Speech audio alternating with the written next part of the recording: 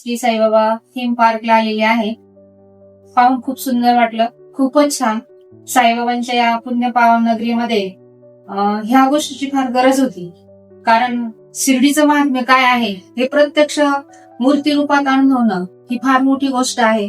भक्त येतात, दर्शन घेतात, पण त्यापेक्षा बाबांनी आयुष्य कसं जगलं त्याचा अनुभव प्रत्यक्ष इथं या थीम पार्क मध्ये मला आला.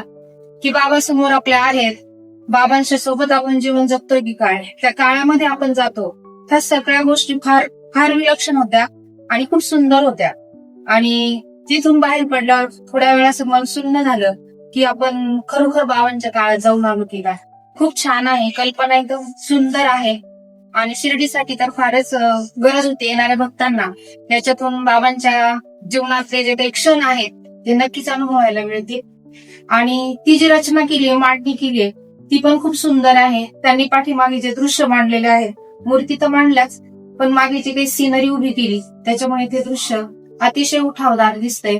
आणि खरोखरच ही जी थीम पार्कची कल्पना आहे ही खूप सुंदर आहे. ज्यांनी ती केली आहे श्री हेमंत वाणी, त्यांना मी धन्यवाद देते. आणि बाकीच्या प्रेक्षकांना पण विनंती करते, भक्तांना विनंती करते, खरोखर एकदा त्यांनी थीम पार्कला अवश्य भेट द्यावी.